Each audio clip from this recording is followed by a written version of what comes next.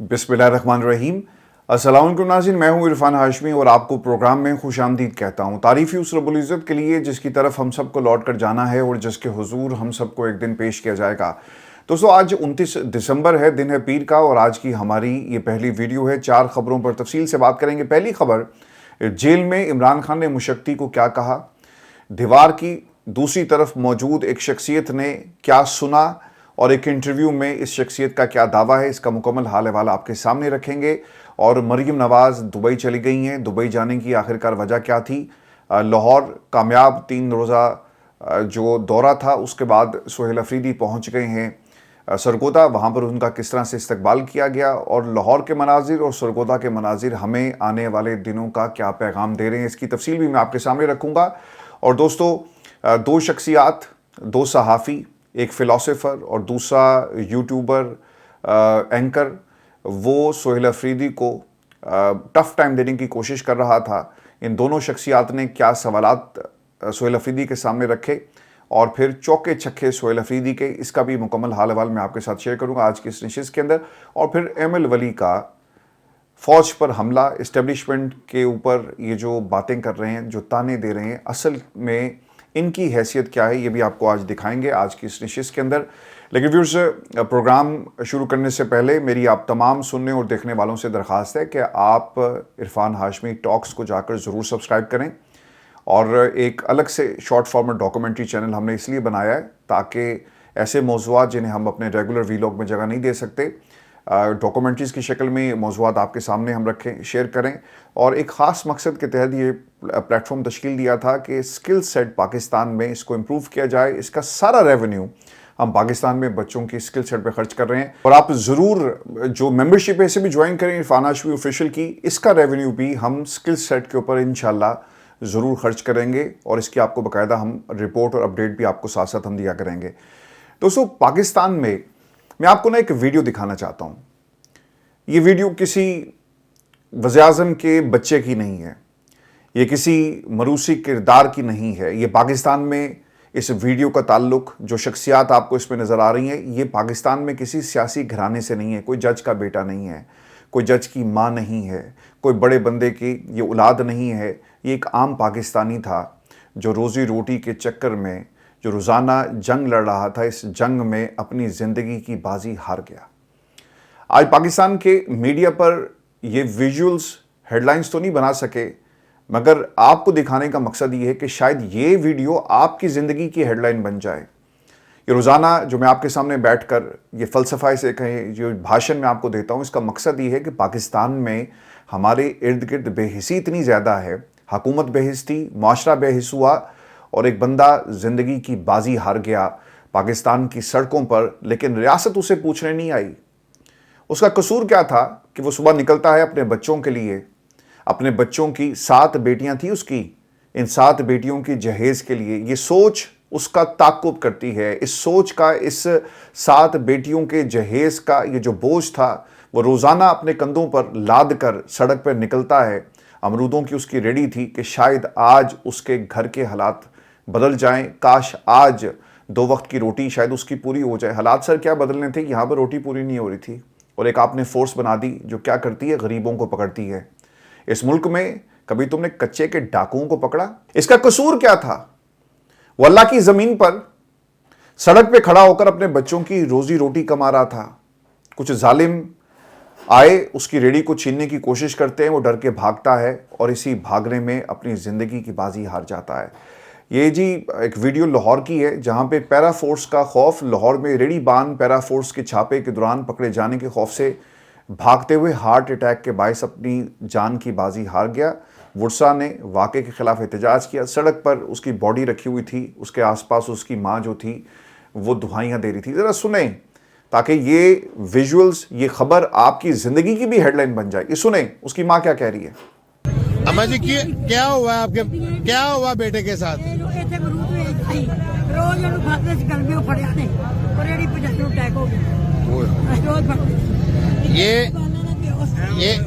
ये बेटी है?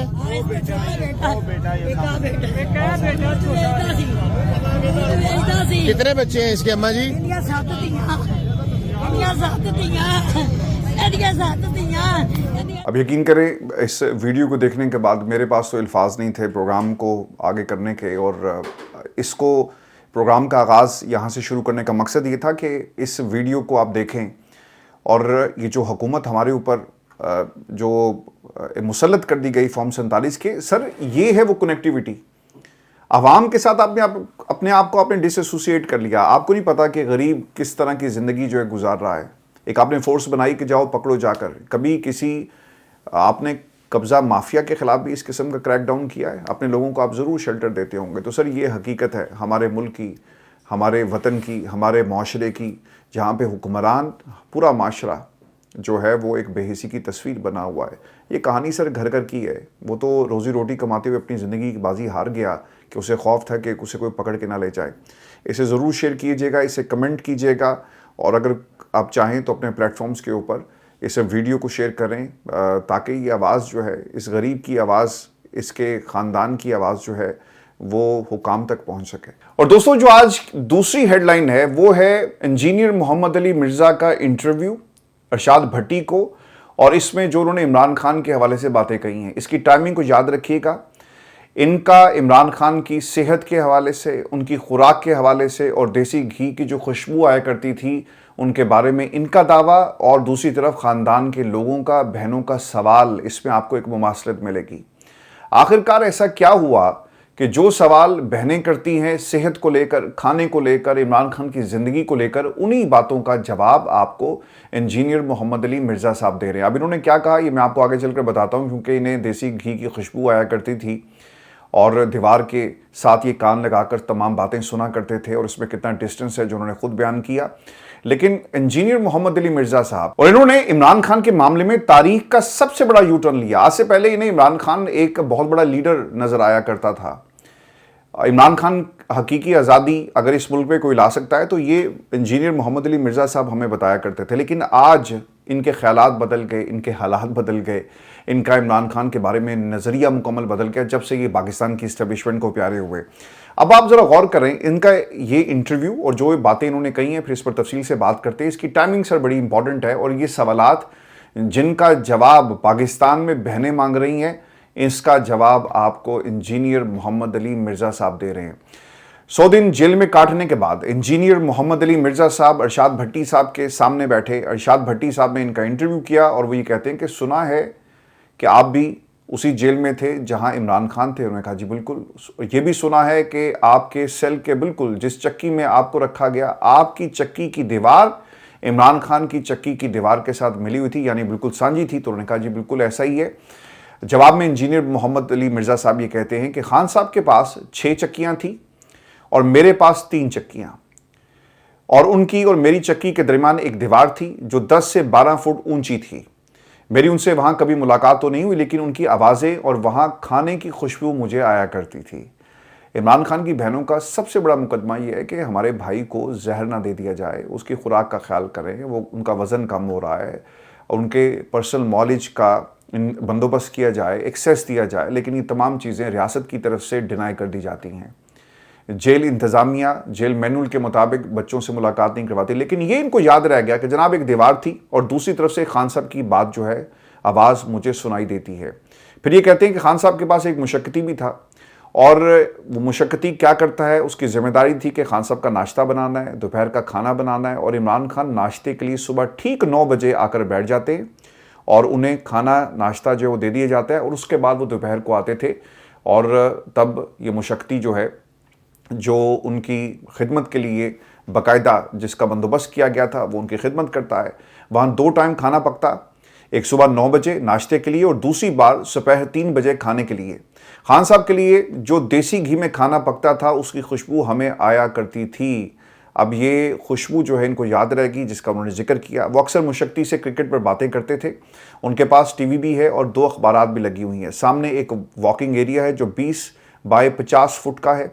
इसके ऊपर भी जेल वाली सलाखें, यानी वो कह रहे हैं कि जिस कॉरिडोर में, आपको याद होगा कि माजी के अंदर खान साहब के हवाले से जिस 6 बैरकों का ये जिक्र कर रहे हैं, चक्कियों का जिक्र कर रहे हैं, वो 6 कमरे हैं सलाखों वाले, और दरमियान में एक अहाता है जहाँ पे इमरान खान को वॉक करने की इजाज़त है। फिर वो ये भी कहते हैं کہ خان صاحب کو جہاں پہ رکھا ہوا تھا تو کچھ دنوں کے بعد ان کی آواز آنا بند ہو گئی. تو میں نے مشکتی سے پوچھا کہ خان صاحب کہاں ہیں؟ تو وہ کہتے ہیں کہ انہیں دوسری طرف منتقل کر دیا گیا جہاں سے دھوپ زیادہ آتی ہے. اب اس کی جو کنسٹرکشن ہے، جہاں پہ جس جگہ وہ واک کرتے ہیں، آس پاس آپ دیکھ نہیں سکتے، صرف آپ کو آسمان نظر آتا ہے، سلاخیں ہیں، اور آپ دھوپ کی تپش جو ہے محسوس کر سکتے ہیں جہاں پہ عمران خان کو واک کروایا جاتا ہے. وہ کبھی ہماری طرف بھی آ جاتا. مشکتی نے کیا کہا، یہ انجینئر محمد علی مرزا صاحب یہ کہتے ہیں کہ کبھی وہ ہماری طرف بھی آ جایا کرتا تو ہم اس سے تفصیلات پوچھ لیتے، ہم عمران خان کے حالات کے بارے میں پوچھتے کہ خان صاحب کیسے ہیں. تو وہی کہتے ہیں، وہ یہ بتاتا ہے کہ یہ ان پر احسان نہیں تھا، ان کے شیڈول میں یہ چیزیں طے تھیں. انہیں چکن وغیرہ کچا دیا جاتا تو مشکتی انہیں وہ پکا کر دے دیتا. لیکن 4 نومبر کے بعد ہم نے ان کی آوازیں نہیں سنی. میں ٹی وی پہ دیکھ رہا تھا تو مجھے لگا کہ شاید انہیں اب وہاں سے کہیں اور منتقل کر دیا گیا ہے. میں نے وہاں ڈیوٹی پر ایک بندے سے پوچھا کہ مجھے کنفرم کرو کہ کیا معاملہ ہے. تو اس نے کہا کہ خان صاحب دوسری طرف بیٹھے ہیں کیونکہ دھوپ دوسری طرف زیادہ آتی ہے، لہٰذا ان کو وہاں پہ منتقل کر دیا گیا. ایسا نہیں ہے کہ انہیں جیل میں بند کیا ہوا ہے. فجر کے بعد SOP کے تحت جیل کی چکی کھلتی ہے اور ہر قیدی باہر آ کر اپنی چکی پر آ جاتا ہے. اب یہ ان کا دعویٰ تھا. دیکھیں، جب سے یونائٹڈ نیشن نے یہ سوال پوچھا ہے پاکستان کی حکومت سے اور پھر انجینئر محمد علی مرزا کا یہ جواب دینا، آپ کو کیا کوئی اس میں کنیکشن نظر نہیں آتا؟ ہم محمد علی مرزا کی باتوں کا کیا یقین کریں؟ آپ کریں گے؟ اگر کریں گے تو کمنٹ سیکشن میں ضرور بتائیے گا. کم از کم میں سر یقین نہیں کرتا. ہم نے اس ملک کے اندر پچھلے 16-17 برسوں سے جو صحافت کی ہے، ہم نے پاکستان میں بیانیے بنتے ہوئے دیکھے. ہم نے جھوٹے گواہوں کو عدالتوں میں اپنی گواہی دے کر کسی مظلوم کے خلاف جو قانون ہے حرکت میں آتے ہوئے دیکھا، ججوں کو بکتے ہوئے دیکھا. یہاں پر اگر کوئی شخص باہر آ کر کہتا ہے کہ خان صاحب تے جی اتھے ماحول ہی ڈیفرنٹ ہے، دیسی ککڑ کھا رہے ہیں، حکومت کا بھی سر یہی بیانی ہے کہ دیسی ککڑ ان کو ملتا ہے، اور کروڑوں روپیہ عمران خان کھا گئے. یہی صرف آپ کو بیانیے کے اندر ملے گا. اور وہی انجینئر مرزا محمد علی صاحب جو ہیں باہر آ کر یہ کہہ رہے، وہ کہتے نا کہ خان صاحب کی بہنوں سے ملاقات کروائیں. جیل کے اندر وقت جو ہے وہ بہت مشکل سے گزرتا ہے. میں 3 مہینے میں رہ کر آیا. وہ شخص جو پچھلے 900 دنوں سے جیل کے اندر ہے، اس کے اوپر کیا بیت رہی ہوگی؟ حالات اچھے نہیں ہیں. اور یہ کہنا کہ جناب عمران خان کی ملاقات ہوتی ہے قید تنہائی میں رکھا ہوا، تو اس بیانیے کو کاؤنٹر کرنے کے لیے آپ نے ایک بیانیہ لانچ کیا ایک بندے کے ذریعے. تو سر یہ اس کی حیثیت ہے، اس پہ ضرور کمنٹ کر کے بتائیے گا کہ انجینئر محمد علی مرزا کی کیا کوئی کریڈیبلٹی رہ گئی ہے کہ اس کی بات کا یقین کیا جائے. اور وہ جو باتیں عمران خان کے بارے میں کر رہا ہے، میں کبھی بھی اتنی تفصیل کے ساتھ انجینئر محمد علی مرزا پر بات نہ کرتا، لیکن اس نے کچھ ایسی باتیں کہی ہیں جو اس کا دعویٰ ہے. اب اس کی حقیقت کیا ہے؟ اگر ہم حکومت کو دیکھیں، اقوام متحدہ کا مطالبہ دیکھیں، تو آپ کو پھر آہستہ آہستہ سمجھ آنا شروع ہو جاتا ہے کہ کیوں اس قسم کے بیانیے بنائے جاتے ہیں. دوستو، یہ بیانیے صرف اس کی حد تک محدود نہیں ہے. حکومت بھی یہ کہتی رہی، اور باہر جو صحافی ہیں جن کو عمران خان نے اپنا نائب بنا کر پاکستان کی عوام سے دوبارہ سے ریوائیول کے لیے، موبلائزیشن کے لیے ٹاسک دیا، ان کے سوالات بھی آپ کو ایسے ملیں گے. آپ یہ سوالات جو آج سہیل افریدی سے ہوئے، کیا آپ یہ مریم سے سوال کر سکتے ہیں؟ سر اگلے دن اس کو فارغ کر دیا جائے گا. یہاں پر تو ہمیں میڈم نے یہ بھی کہا، ان کے جو لیفٹ رائٹ پہ خواتین ہوتی ہیں، کہ آپ کو پتہ ہے نا کہ میری شکایت کا مطلب کیا ہے. اور پھر دیکھیں کیا ہوا کہ لوگوں کو ڈرا دھمکا کر، یعنی میڈم یہاں کر بیٹھ رہے ہیں کہ ان سے سوال نہ کریں ان کی طبیعت کے خلاف، ان کے خاندان کے بارے میں، ان کی سیاست کے بارے میں، ان کے باؤ جی کے بارے میں، وہ آتے کیوں نہیں ہیں، پاکستان کی عوام سے انٹریکٹ کیوں نہیں کرتے. کبوتر تو اڑائے، لیکن جو ہاتھ کے طوطے اڑے اس پر بات کرو. لیکن اس پر بات کوئی نہیں کر سکتا. اگر کرے گا تو آپ کو پتا ہے کہ میری شکایت کا مطلب کیا ہے. تو ہم نے یہ باتیں سنی ہیں. جب آپ اپنے مخالفین کو ایکسیپٹ نہیں کرتے تو آپ کے اور آمرانہ طرز حکومت میں سرکار کوئی فرق نہیں ہے. پاکستان کے اندر سر مزید کچھ باتیں آپ کے ساتھ میں شیئر کر دیتا ہوں. اور 2 چشم چراغ اب تو مجھے یہ کہنا پڑ رہا ہے، کیونکہ سر ہم تنگ آ چکے ہیں. ہم کب تک پاکستان کے اندر یہ مناظر دیکھیں گے؟ غریب سڑک پہ مر جاتا ہے، کسی کے ہیڈ لائن میں نہیں ہے، لیکن یہ ہیڈ لائن میں ضرور ہوگا کہ سہیل افریدی تم مذاکرات کی بات کرتے ہو کہ دھرنے کی بات کرو گے؟ تم عمران خان کے سچے سپاہی ہو، مریم سے کچھ سیکھا کہ نہیں سیکھا؟ مجھے تو حیرانگی ہے. جو منصور علی خان ہے وہ کہتا ہے بھائی ہمارا کہ آپ لاہور آئے، آپ لاہور سے واپس جا رہے ہیں تو آپ کیا لے کر جائیں گے؟ تو پھر آگے سے اگر سہیل افریدی جیسا بندہ ہوگا تو پھر وہ جواب بھی آپ کو ویسا ہی دے گا جیسا عمران خان اگر ہوتا تو عمران خان صاحب نے دینا تھا. تو سہیل افریدی ایک لمحے کے لیے بھی وہ متاثر آپ کے سوال سے نہیں ہوئے، لیکن انہوں نے ضرور اپنا جو پیغام تھا اور اپنا جو بیان تھا اس کے ذریعے آپ کو زیر کیا. وہ کیا کہتے ہیں، اچھا آپ مجھے یہ بتائیں کہ راستے تو بند ہیں، راستے کھلے ہوتے تو میں دیکھتا کہ لاہور کیسا ہے، اور جب میں درختوں کو دیکھتا ہوں تو وہاں پہ مجھے ایک تصویر نظر آتی ہے، اور وہ تصویر کس کی ہے اور کس کو مسلط کیا گیا، اور فارم 45 والی حکومت نہیں، یہ فارم 47 والی حکومت ہے۔ تو سر ہنر عام ہے۔ تو یہ سوالات جو فرمائشی سوالات ہیں جس سے آپ سمجھتے ہیں کہ آپ کا سروائیول ہو جائے، کب تک ہوگا سروائیول؟ یہ جو مورخ بیٹھا روز کاغذوں کے اوپر تاریخ لکھ رہا ہے نا، آپ وہاں کہیں نہیں ہے سر۔ نہ آپ کے سوال ہے، نہ آپ کی سیاست ہے، نہ آپ کی صحافت ہے، نہ آپ کا پیار ہے، نہ آپ کا ان حلقوں کے لیے پیار ہے، کہیں موجود نہیں ہے۔ اور جب آپ کا نام آتا ہے نا تو وہ کیا کرتا ہے مورخ؟ وہ صفحے کو پہلے وہاں پہ کانٹا لگاتا ہے، کانٹا لگانے کے بعد اس صفحے کو جو ہے وہ مسلتا ہے ہاتھوں سے دونوں سے، اور پھر اسے اٹھا کر ردی کی ٹوکری میں پھینک دیتا ہے۔ یہ ہے آپ کی صحافت، یہ ہے آپ کے سوالات۔ آپ کہتے ہیں نا کہ ہم بڑی بیلنس جرنلزم کرتے ہیں، یہ بیلنس جرنلزم نہیں ہے۔ اگر مشکل وقت آج عمران خان کے اوپر ہے تو اس پر بولو۔ یہ صرف عمران خان کا معاملہ نہیں ہے۔ عمران خان آج باہر آ کر اپنے اوپر جو الزامات ہیں اس کا وہ دفاع بھی نہیں کر سکتا۔ عوام دفاع کر رہی ہے۔ وہ عدالتیں جہاں پر عمران خان کے خلاف ایک چارج شیٹ پیش کی جاتی ہے وہاں پر عمران خان کو اپنی مرضی کا وکیل رکھنے کی اجازت نہیں ہے۔ آپ کو جس طرح مرضی کا مہمان رکھنے کی اجازت نہیں ہے نا، اسی طرح عمران خان کو مرضی کا وکیل رکھنے کی اجازت نہیں ہے۔ اور دوستو ایک اور وہاں پہ دوست موجود تھے، سید مزمل شاہ، ان کی یہ بھی ایک اینکر ہیں، اور یہ بھی سوالات اور عمران خان پر بہت زیادہ تنقید کرتے ہیں۔ شاید انہوں نے اتنی تنقید کسی اور پہ نہیں کی ہوگی، مریم پر نہیں کرتے۔ مریم کے انہوں نے کچھ جو معاملات تھے اس کے اوپر، جو عدالت ماورائے عدالت جو قتل ہے، جو آپ کے انکاؤنٹرز ہونے اس کے اوپر انہوں نے ضرور بات کی، لیکن جب بھی عمران خان کی بات آتی ہے تو پتہ نہیں انہیں کیا ہو جاتا ہے۔ تو مزمل صاحب یہ کہتے ہیں، اور خیر ان کا بھی جب نام آتا ہے نا تو جو مورخ تاریخ لکھ رہا ہے جب ان کا نام آتا ہے پہلے اس نام کو کاٹتا ہے، صرف مزمل کو کاٹتا ہے، اور سید اور شاہ کے نام کو نہیں کاٹتا، صرف مزمل کو کاٹتا ہے، اور پھر اسے اس صفحے کو بھی ہاتھوں سے مسل کر اسی ٹوکری میں پھینک دیتا ہے جہاں پر دوسرے بھائی کا نام پھینک دیا گیا تھا۔ تو مزمل صاحب نے کیا سوال کیا؟ سہیل افریدی صاحب لاہور میں رپورٹر سے ملے تو مزمل صاحب نے انہوں نے کہا کہ کے پی کے 2013 میں لٹریسی ریٹ 50% تھا اور آج بھی اتنا ہی ہے۔ جس شعور کی بنیاد پر آپ حکومت کر رہے ہیں اس میں 1% بھی اضافہ نہیں ہوا۔ خواتین کا لٹریسی ریٹ 37% ہے، 50 لاکھ بچے اسکول نہیں جاتے، 6 لاکھ بچے خوراک سے محروم ہیں، ایک سال میں 2000 اموات میں دہشت گردی سے ہوئی۔ آپ کا لاہور آنا اچھی بات ہے لیکن عشق عمران کو آپ ڈیل کر رہے ہیں۔ عشق عوام کا کیا کرنا ہے بھائی؟ عشق عوام ہی کی وجہ سے یہ لوگ ان کرسیوں پہ بیٹھے ہوئے ہیں۔ آپ شاید بھائی آپ کے فلسفے میں شاید یہ چیپٹر ہی نہیں ہے، نہیں آپ سمجھنا نہیں چاہتے کہ یہ جو لوگ ہیں نا یہ کسی کی پرچی پہ نہیں آئے ہوئے، یہ کسی کی پرچی پہ سفارش پہ انہیں کسی نے وزیر اعلیٰ نہیں لگایا ہوا، یہ عوام کے ووٹ کی طاقت سے ان کرسیوں پہ بیٹھے ہیں۔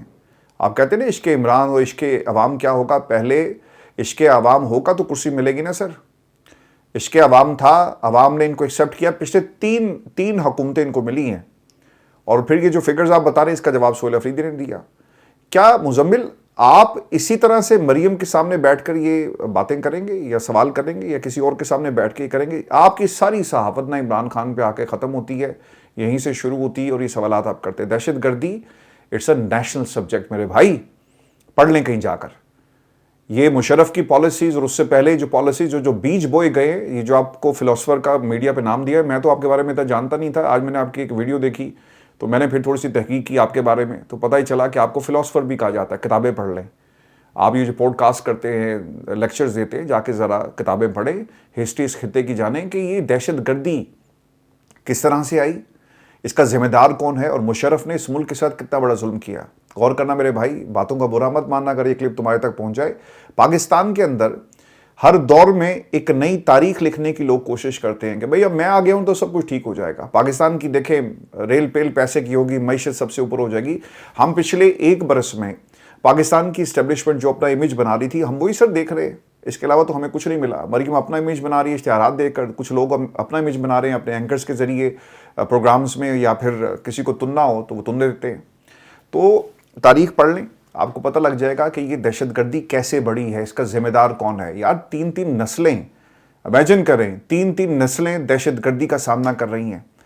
پنجاب کی عوام سیاسی دہشت گردی کا سامنا کر رہی ہے، اور کے پی کے کی عوام جو ہے ویسے دہشت گردوں کا سامنا کر رہی ہے۔ تو اس میں نیشنل پالیسیز کا ہی عمل دخل ہے، وہاں کی عوام کا کوئی عمل دخل نہیں ہے۔ یار یہ جو آپریشن ہوتے ہیں سب سے بڑی دلیل ہے، پوچھتے ہو ان سے جا کر کے آپریشن کرنے آ رہے ہیں، اور جب کوئی بات کرتا ہے تو اسے کہا جاتا ہے کہ یہ غدار ہے، سرٹیفکیٹ دیں جی، سرٹیفکیٹ آپ نے نا تھوک کے حساب سے چھپوائے ہوئے ہیں۔ اور آپ وہ تقسیم کرتے ہیں، یہ بھی غدار ہے، یہ بھی غدار ہے، اسے بھی پکڑ لو، اسے بھی مار دو، اسے بھی ہٹا دو، یہ پاکستانی نہیں ہے۔ اور صاحب کو یہ بھی خبر دیں کہ سہیل افریدی اپنا لاہور کا دورہ مکمل کر کے سرگودا چلے گئے جی۔ سرگودا میں ان کا اسی طرح استقبال کیا گیا جیسے لاہور میں ان کا استقبال ہوا، اور ایک موبلائزیشن کا یہ سلسلہ ہے جو عمران خان نے جو ان کو ہدایت دی، اس کے بعد یہ سلسلہ شروع ہوا۔ تفصیلات کے مطابق سرگودا انٹری میں انہوں نے جو گفتگو کی ہے وہ یہ کہتے ہیں کہ پنجاب میں موبلائزیشن کا آغاز ہو چکا، اب آپ نے اس موبلائزیشن کو برقرار رکھنا ہے۔ تمام تنظیمیں وارڈ لیول تک اپنی تنظیم سازی مکمل کریں، اسٹریٹ موومنٹ کی تیاریوں کو اپنے عروج پر لے کر جائیں، اور یاد رکھیں کہ اب ہمارے لیے کوئی طارق بن زیاد یا محمد بن قاسم نہیں آئے گا، ہم نے خود اپنے اندر یہ جذبہ پیدا کرنا ہوگا، ظالم کے خلاف کھڑا ہونا ہے۔ اگر آج کھڑے نہ ہوئے تو آئندہ مزید خوفناک دور آئے گا۔ اب پوری قوم کو نکلنا ہوگا تاکہ ان کی گولیاں ختم ہو جائیں اور ہمارے سینے ختم نہ ہوں۔ میں پنجاب کی عوام کا، بیرسٹر سلمان اکرم راجہ، عالیہ حمزہ، نعیم حیدر پنجوتا، انتظار پنجوتا، شوکت بسرا علی، اعجاز بٹو اور تمام تنظیم کا شکر ادا کرتا ہوں جنہوں نے میرا ساتھ دیا، اور لاہور میں شاندار سرگرمیاں جو ہیں وہ ہوئی ہیں۔ اب جی سندھ جا رہے ہیں، سندھ جانے کا انہوں نے اعلان کیا ہے۔ کراچی سے بھی کچھ ویژولز آئے ہیں جی، جہاں پر حلیم عادل شیخ صاحب آپ کو لیڈ کرتے ہوئے نظر آتے ہیں، وہاں بھی موبلائزیشن ہوگی، اور یہ بھی بتایا جاتا ہے کہ سہیل افریدی صاحب جو ہیں وہ کوئٹہ کا دورہ بھی کریں گے۔ واپسی پر جی سہیل افریدی سرگودا میں انہوں نے وہاں پر ٹکٹ ہولڈرز اور پارٹی کارکنان سے ملاقات کی ہے، اور وزیر اعلیٰ سہیل افریدی کی شاداب ٹاؤن سرگودا میں جنید جہانگیر اور سلمان رضا کے گھر ان کے اہل خانہ سے ملاقات ہوئی ہے۔ دونوں اس وقت قید میں ہیں، اور وہاں سے سہیل افریدی جو ہیں واپس روانہ ہو جائیں گے۔ اب یہ ایک پورا زور لگا رہے تھے کہ کسی طرح سہیل افریدی صاحب کو جو ہے وہ روکا جائے، لیکن دوسری طرف آپ دیکھیں جی کہ مریم نواز ایئر فورس کا جہاز پکڑ کر وہ دبئی چلی گئی ہے۔ یہ ان کا نجی دورہ ہے، 2-3 دن وہ کہا جاتا ہے کہ وہاں پہ رہے، نواز شریف بھی ساتھ ہیں۔ اب اس کے بعد شاید وہ لندن چلے جائیں، لیکن اگر ایک وزیر اعلیٰ کے لیے جہاز حاضر ہے اور دوسرے کو آپ پنجاب میں گھسنے نہیں دیتے، اس کے لیے پروٹوکول اور باقی چیزوں کی اجازت نہیں ہے، تو دیٹ از اے ڈفرنس۔ اگر آپ اس کو کہیں کہ عوام نوٹ نہیں کر رہی اور آپ جو تفریق اور جو لکیر کھینچ رہے، تو میرا خیال ہے کہ آپ احمقوں کی جنت میں رہ رہے ہیں۔ جیسا جعلی فلاسفر سہیل افریدی کے سامنے بیٹھ کر جو باتیں کرتے ہیں، اسی طرح یہ جو عوام کے درمیان آپ ایک لکیر کھینچ رہے ہیں اور تفریق آپ پیدا کر رہے ہیں، عوام تو سر اس کو نوٹ کر رہی ہے۔ غریب اپنی ریڑھی لے کے نکلتا ہے تو اس کو موت ملتی ہے، اسے آزادی نہیں ہے کہ وہ اس ملک کے اندر آزادی سے اپنا رزق کما سکے، اور آپ کے لیے جہاز حاضر ہے کہ جاؤ جہاں جا کر تم نے شاپنگ کرنی ہے کرو۔ اب آپ نے جہاں جانا ہے آپ جائیں، لیکن یہ ضرور بتا دیں کہ عوام کے ٹیکس سے جو یہ سرکار چلتی ہے، اسی ٹیکس پر کروڑوں کا ڈاکہ کیسے اور کیوں مارا جا رہا ہے۔ تفصیلات کے مطابق مخصوص نشستوں پر بحال 19 ارکان قومی اسمبلی کو 1 سال سے زائد کی بقایا تنخواہوں کی ادائیگی کی راہ ہموار ہو گئی ہے جی، اور وزارت قانون نے قومی اسمبلی سیکریٹریٹ کو گرین سگنل دے دی ہے، جس کے بعد بحال ایم این ایس کو بقایا جات کی ادائیگی پر کام شروع کر دیا گیا ہے۔ ذرائع کے مطابق اسپیکر کی حتمی منظوری کے بعد جنوری میں ادائیگیاں متوقع ہیں، جن کی مجموعی رقم 11 کروڑ روپے سے زائد ہوگی، جبکہ ہر ایم این اے کو تقریباً 60 لاکھ روپے دیے جائیں گے۔ سپریم کورٹ نے ان ارکان کو 13 مئی 2024 کو معطل اور 2 جولائی 2025 کو بحال کیا، جن میں 16 خواتین اور 3 اقلیتی ارکان شامل تھے۔ یعنی موجیں لگی ہیں، کوئی جہاز پہ سیر کر رہا ہے، کوئی اسلام آباد کو جو ہے وہ اپنی جاگیر سمجھ کر اس کے اوپر راج کر رہا ہے، کوئی پنجاب کو اپنی جاگیر سمجھتا ہے، اور بلاول کہتا ہے کہ خبردار ادھر آئے تو میں تمہاری ٹانگیں توڑ دوں گا، اور میں سیاست کو قربان کر چکا ہوں پاکستان کے لیے۔ آپ نے سیاست کو کبھی بھی قربان نہیں کیا تھا، آپ صرف نا ڈھیل مانگتے ہیں، آپ کو مل جاتی ہے، آپ ڈیل کرتے ہیں، ڈیل ہو جاتی ہے، اور یہ پاکستان کی عوام کے لیے سڑک پہ مرنا جو ہے صرف ہمارے نصیب میں سر یہ لکھا ہوا ہے۔ احمد ولی خان صاحب یہ بھی سر ایک بہروپیہ یہ بھائی ہمارا، اور بہروپیہ میں ان کو اس لیے کہہ رہا ہوں کیونکہ آپ کے ماضی کے بیانات اور آج کے بیانات، آپ نے آج کیا کیا، آپ نے ایک پیغام دیا ہے، اور اپنے خطاب میں آپ نے کیا کہا۔ آئین پاکستان کا تقاضا ہے کہ نجکاری ہوگی، فوج کاری نہیں۔ فوج جس کام کے لیے بنی ہے اس کے علاوہ ہر کام کیا، ہم ایسی نجکاری کو مسترد کرتے ہیں۔ ہم آپ کے جنگی کاروبار سے بیزار ہو چکے، ایک طرف ہمیں مارا جاتا ہے، دوسری طرف بدنام کرتے ہیں۔ اگر آپ نے ریاست کو ٹھیک کرنا ہے تو ٹروتھ کمیشن بنایا جائے۔ اچھا یہ باتیں جب سہیل افریدی کرتا ہے تو وہ تو غدار وطن ہو جاتا ہے، وہ کہتے ہیں جی کہ یہ مافیا ہے، یہ غدار ہے، یہ دہشت گرد ہے، اس کے خلاف کیس بھی ہو جاتا ہے۔ لیکن احمد ولی خان کے خلاف کیا کوئی کیس ہوگا؟ یار کم از کم اپنی پالیسیز کو تو ایک جیسا رکھو۔ کسی کو کلین چٹ ہے، کسی کو اجازت ہے کہ بولے، کسی کو اجازت نہیں ہے کیونکہ وہ آپ کو پسند نہیں ہے، اور آپ جو مرضی کر لیں، آپ ریاست آپ کی، اب وہ کہہ رہے ہیں کہ ٹروتھ کمیشن بناؤ. خیبر پختونخوا کے کچھ لفنگے لاہور گئے تھے اور ان کے ساتھ پھر وہی سلوک ہوا کہ سب حیران رہ گئے. تو احمد ولی جو ہے وہ اپنی پارٹی بنا کرنا اپنا ہی اس نے ماحول بنایا ہوا ہے، لیکن اصل میں یہ بہروپی ہیں سر. ان کا پاکستان کی سیاست سے، پاکستان کی عوام سے کوئی تعلق نہیں ہے دور دور تک. اپنا خیال رکھیں. دوپہر کو دوبارہ آپ سے ملاقات ہوگی. اجازت دیجیے. اللہ نے کے بعد.